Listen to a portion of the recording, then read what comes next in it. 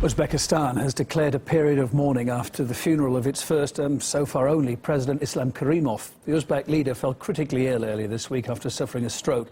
Officials say he died in hospital on Friday.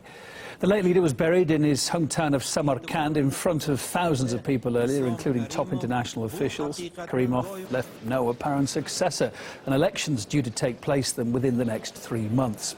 Karimov was elected president of Uzbekistan after the breakup of the Soviet Union. He'd earlier led Uzbekistan's Communist Party, in fact spending a total of 27 years at the helm. He gradually became a strong opponent of any foreign military presence in the country. Karimov ordered the eviction of a US Army base in 2005. Russia was also forced to close its base in Uzbekistan in 2012 after the Central Asian state pulled out of a regional security alliance. Our Timur next looks at the prospects then for the country's future now.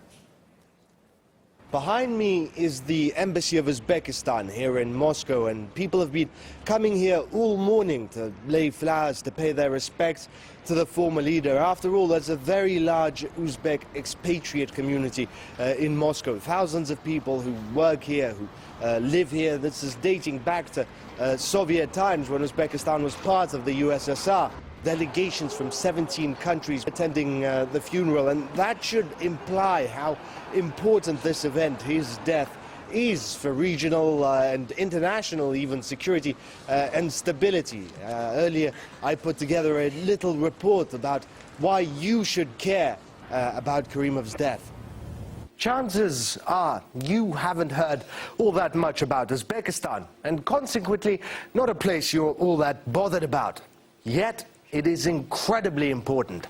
Why? Well, for starters, look at the geography of Uzbekistan. It is the crossroads of Central Asia and a barrier against radicalism.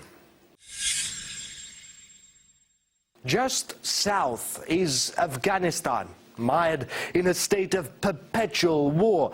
Beyond that is Pakistan, with its own jihadist problem, and Uzbekistan, with its 30 million Muslim population, is arguably ripe for radicalization. Karimov spent nearly 3 decades stamping out any trace of Islamization, but will his successor follow suit? Radical Islam is not all that Afghanistan exports. There's also poppies, heroin by the ton, more than anywhere else in the world. Again, Karimov kept the borders sealed as best as he could, but if they open up, that heroin will flood through Uzbekistan, into Russia, into Europe, and beyond. Okay, Uzbekistan isn't in the nicest of neighborhoods, but it does have something going for it.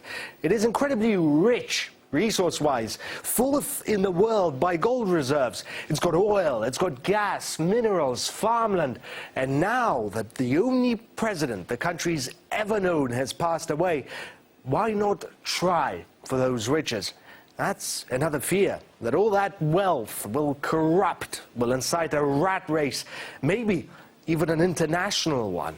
There are 3 main players, China, Russia and America. And the evidence was that Karimov and the Uzbeks don't want to become a Chinese colony.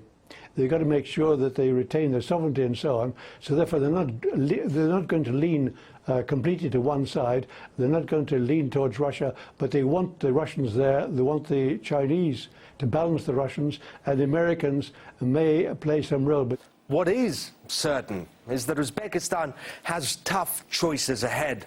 The challenges it faces are legion, and for regional international security, failure is not an option.